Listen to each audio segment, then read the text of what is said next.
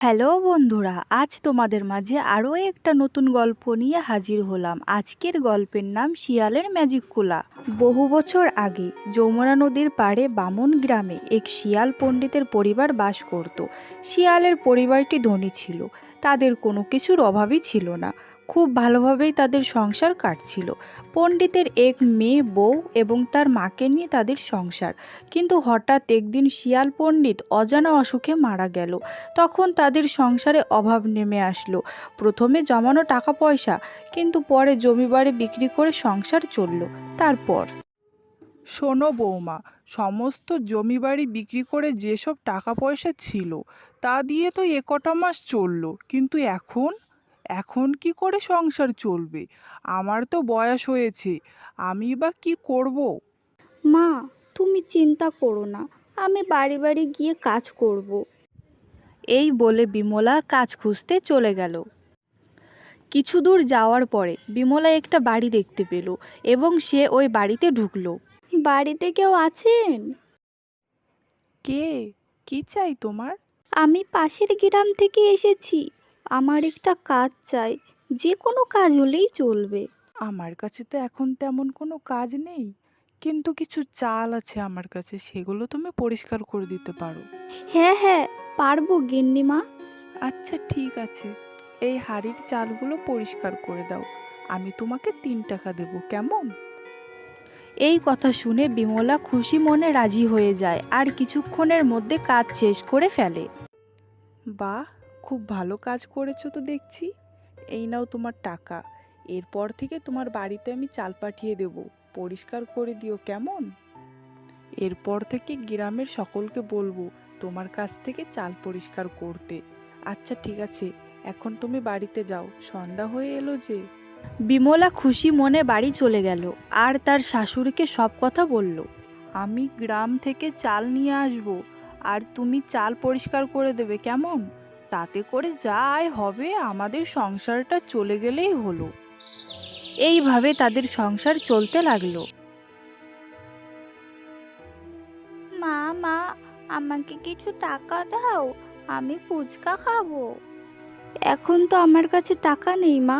এই চালগুলো পরিষ্কার করার পরে তোর ঠাকুরমা আমাকে টাকা দেবে, তারপরে দেব, কেমন? ঠিক আছে মা, এখন চুলটা বেঁধে দাও তো। পপি, দেখছিস তো আমি কাজ করছি, আমাকে জ্বালাস না, যা বাইরে গিয়ে খেলা কর। ঠিক আছে। পপি তখন ওখান থেকে চলে যায় আর বিমলা চাল ঝাড়তে থাকে। এতক্ষণ পর চালগুলো ঝাড়া হলো। পপি আবার কোথায় যে গেল, যাই খুঁজে নিয়ে আসি। পপিকে খোঁজার জন্য বিমলা বেরিয়ে পড়ল। পপিকে খুঁজতে খুঁজতে এক ভাঙা কুটির দেখতে পেল। এখানে আবার এই ভাঙা কুটিরটা কোথা থেকে এলো? আগে তো কোনোদিনও দেখিনি বলে মনে তো হয় না। যাই ভিতরে গিয়ে দেখি, পপি আবার খেলতে খেলতে ভিতরে চলে যায়নি তো। এই বলে বিমলা ভিতরে ঢুকলো আর সে দেখতে পেল এক বুড়িমাকে। বিমলাকে দেখে বুড়িমা জিজ্ঞেস করলো, আমার এই ভাঙা ঘরে দেখছি এক নতুন অতিথি এসেছে। না না, আমি এখানে বেড়াতে আসিনি, আমি আমার মেয়েকে খুঁজতে খুঁজতে ভুল করে এখানে চলে এসেছি। আমি আবার ভাবলাম আমাকে কেউ দেখতে এসেছে, আমার সাথে একটু গল্প করবে, আমার কাজগুলো করতে একটু সাহায্য করবে। আপনি বলুন, আপনাকে কিভাবে সাহায্য করব? তবে টাকা পয়সা দিয়ে তো করতে পারবো না, আমার নিজের কাছেই টাকা পয়সা নেই। না না, আমি বুড়ি শিয়াল, টাকা পয়সা দিয়ে কি করব? আমি তো ঠিক মতো চোখেই দেখতে পাই না, কাজও করতে পারি না। কেউ যদি আমার কাজগুলো করে দিত তাহলে আমার খুব উপকার হতো। বুড়িমা, আমি আপনার কাজগুলো করে দিচ্ছি, আগে আমার মেয়েকে খুঁজে বার করি। তোমার মেয়েকে নিয়ে এত চিন্তা করো না, তোমার মেয়ে বাড়িতেই আছে। তুমি জানলে কি করে? আমি জানি, আমি সব জানি। ঠিক আছে, আমি বাড়ি গিয়ে মেয়েটাকে দেখেই চলে আসব, এসে আপনার কাজগুলো সব করে দেব। আচ্ছা ঠিক আছে। এই বলে বিমলা বাড়ি চলে যায় এবং মেয়েকে দেখে আবার বুড়িমার বাড়ি চলে আসে। বুড়িমা, আমি চলে এসেছি। হ্যাঁ, মেয়েটা বাড়িতেই আছে। এখন বলো কি কাজ করতে হবে? আচ্ছা, ঠিক আছে। পপির মা উঠান ঝাড় দিয়ে দিল, বাসন মেজে দিল ও থেকে জল তুলে দিল। এতগুলো কুলা এখানে কিসের জন্য বুড়িমা? এগুলো বানিয়ে বিক্রি করেই তো আমার সংসার চলে। তোমাদের আশেপাশের গ্রামে যদি কারোর কুলো লাগে আমাকে বলো, আমি ভালো কুলো বানিয়ে দেব। ঠিক আছে, আপনার আর কোনো কাজ বাকি আছে? আমি ভালো কুলো বানাতে পারি, কিন্তু চাল ঝাড়তে পারি না। তুমি যদি আমার চাল কটা ঝেড়ে দিতে। ঠিক আছে বুড়িমা, চালগুলো দিন। আসলে আপনি কুলা বানিয়ে তা বিক্রি করে সংসার চালান, আর আমি চাল ঝেড়ে যা আয় হয় তাই দিয়েই আমার সংসার চলে। আহারে বেচারি, ওইখানে চালগুলো আছে। আমি এক্ষুনি চালগুলো ঝেড়ে দিচ্ছি, আপনি একটু বিশ্রাম নিন বুড়িমা। তুমি অনেক ভালো শিয়াল, তুমি চাল ঝাড়ো, আমি একটু ঘুমোই গিয়ে। তোমার হয়ে গেলে আমাকে ডেকে দিও, কেমন? ঠিক আছে বুড়িমা। এই বলে বিমলা চাল ঝাড়তে শুরু করে। বুড়িমা ঘরে চলে যায়। কিছু সময় পরে পপি এসে বিমলাকে বলে, মা মা, তুমি কোথায়? কি হচ্ছে পপি এগুলো? লোকের বাড়ি এসে এত চেঁচাচ্ছিস কেন? বুড়িমার ঘুম ভেঙে যাবে যে। ঠাকুরমা তোমাকে খুঁজছে, বাড়িতে কত কাজ পড়ে আছে, আর তুমি এখানে সময় নষ্ট করছো কেন? আচ্ছা তুই বাড়ি যা, আমি একটু পরেই আসছি, আর বেশি দেরি লাগবে না আমার। না মা, তুমি এখন যাও। এখন না গেলে তোমার শাশুড়ি বকাবকি করবে যে। আর যা চাল ঝেড়েছো তা দিয়ে আমার অনেক দিন চলে যাবে। ঠিক আছে বুড়িমা, আজ তাহলে আমি আসি, পরে আবার আসবো। দাঁড়াও দাঁড়াও, এই কুলাটা নিয়ে যাও, আমি তো আর টাকা পয়সা দিতে পারবো না। ধন্যবাদ বুড়িমা, এত সুন্দর একটা কুলা উপহার দেওয়ার জন্য। চল পপি, বাড়ি চল, তোর ঠাকুরমা আমাদের জন্য অপেক্ষা করছে যে। আসি বুড়িমা, পরে আবার আসবো। আপনি কাজের জন্য চিন্তা করবেন না, আমি এসে সব করে দিয়ে যাব। হ্যাঁ মা, চলো। তখন তারা দুজন বাড়ির দিকে চলে যায়। কি গো, কোথায় গিয়েছিলে বৌমা? শুধু অন্যের কাজ করলেই হবে? ঘরের কাজগুলো কে করবে শুনি? সারাদিন শুধু আড্ডা দিলেই হবে? না মা, আমি বুড়িমার বাড়িতে গিয়েছিলাম ওনার চাল কটা ঝেড়ে দিতে। ওনার কেউ নেই তো সেই জন্য। অন্যের কাজ করে দিলেই হবে নাকি? তা কত টাকা দিয়েছে শুনি? টাকা দেয়নি মা, এই কুলাটা দিয়েছে। তুমি এখনো বোকা রইলে বৌমা? এই কুলার দাম ক টাকাই বা হবে? তোমাকে ঠকিয়েছে। না মা, উনি টাকা কোথায় পাবে?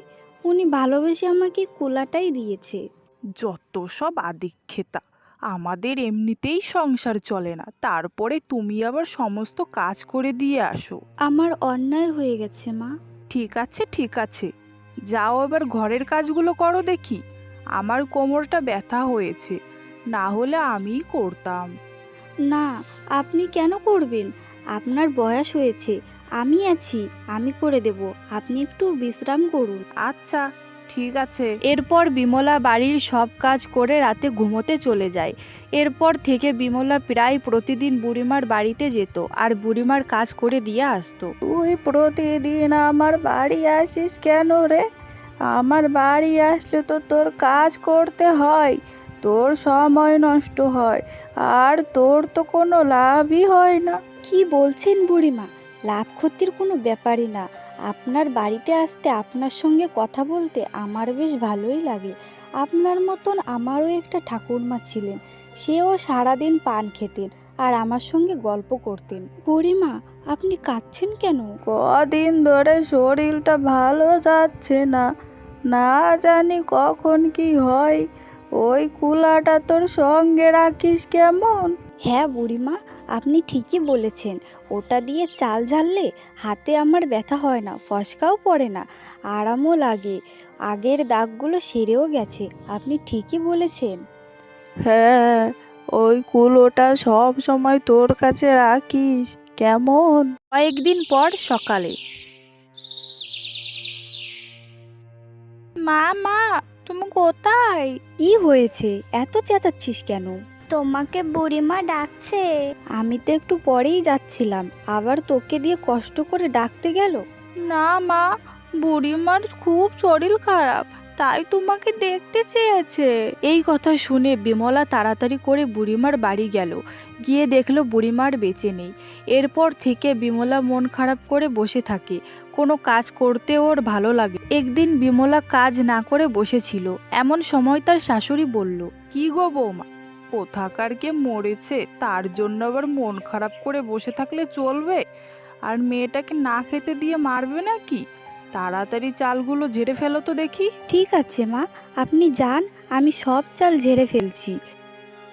এই পপি, যা তো আমার কুলাটা নিয়ে আয় তো। হ্যাঁ মা, যাচ্ছি। পপি ঘর থেকে বুড়িমার দেওয়া কুলোটা এনে বিমলাকে দেয়। পপি, কিছু চাল দে তো মা। পপি কুলোতে চাল দিতেই চাল পরিষ্কার হয়ে গেল। এটা কি হলো পপি, ঝাড়তে না ঝাড়তেই পরিষ্কার হয়ে গেল, আরেকবার দে তো। পপি কুলোতে চাল দিতেই আগের মতন হলো। মা, এটা তোমার ম্যাজিক কুলা নাকি? হ্যাঁ পপি, তুই ঠিকই বলেছিস, তার জন্য হয়তো বুড়িমা সব সময় কুলাটা আমার কাছে রাখতে বলতেন। এমন সময় বিমলার শাশুড়ি ওখানে চলে আসলো আর বলল, কি গো, তোমরা মা বেটি মিলে কি গল্প করছো কাজ না করে? কাজ পেরাই হয়েই গেছে, গম ঝাড়া হয়ে গেছে, শুধু অল্প কটা চালই বাকি আছে। কি বলছো, এত তাড়াতাড়ি কিভাবে হলো? দেখি আমার সামনে বসে ঝাড়ো তো। বিমলা চাল ঝাড়তে শুরু করলো। চাল ঝাড়া দেখে শাশুড়িও অবাক। এটা কি করে হচ্ছে?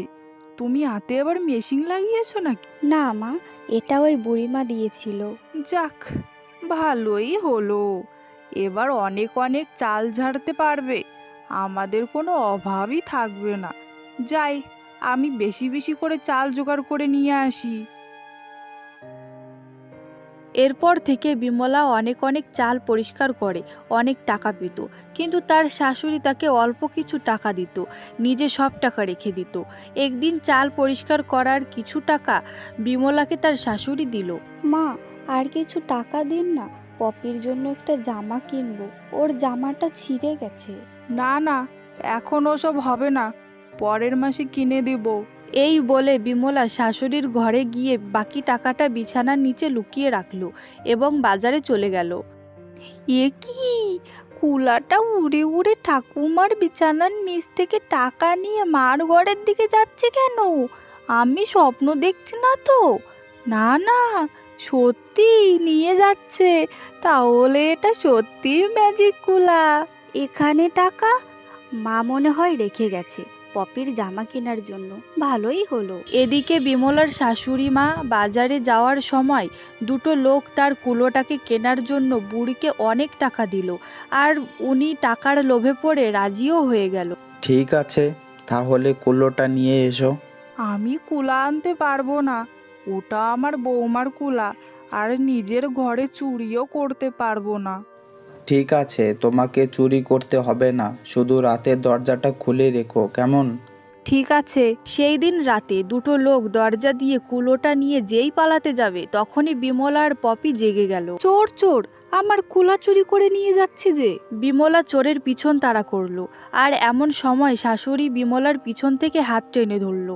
আপনি চোর না ধরে আমাকে ধরছেন কেন? সামান্য কুলার জন্য তোমার কিছু হোক, সেটা আমি চাই না। এটা সামান্য কুলা নয় মা, এটা বুড়িমার দেওয়া ভালোবাসার শেষ স্মৃতি যে। এমন সময় কুলোটা একটা দমকা হাওয়া দিয়ে চোর আর শাশুড়ির দিকে তেড়ে আসলো।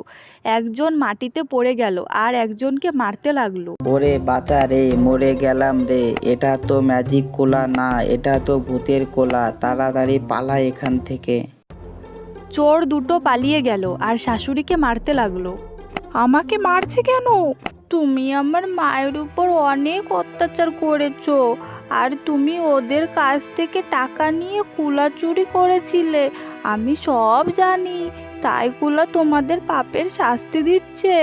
আমি ভুল করেছি বৌমা, তুমি আমাকে ক্ষমা করো আর কুলাকে থামতে বলো। ঠিক আছে, আপনি যখন আপনার ভুলটা বুঝতে পেরেছেন, আপনাকে ক্ষমা করে দিলাম। এই কুলা, থাম। কুলো থেমে গেল। তারপর থেকে তারা সবাই মিলে সুখেই দিন কাটাতে লাগলো।